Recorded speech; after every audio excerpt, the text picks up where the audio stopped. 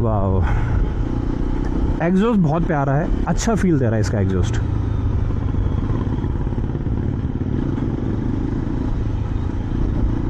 अब मैं इसको स्लो डाउन करता हूँ थोड़ा सा।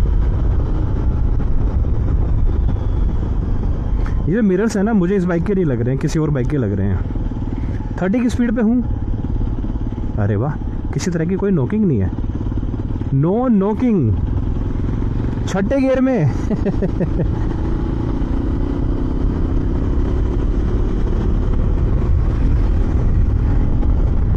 हाँ, मन तो कर रहा है मैं यही बाइक ले लूँ यार। बट यार थोड़ी सी बड़ी बाइक की इच्छा है एक बार के लिए। बाइक को आप सिटी में भी राइड करोगे तो आपको ज़्यादा गियर्स चेंज करने की रिक्वायरमेंट नहीं रहेगी।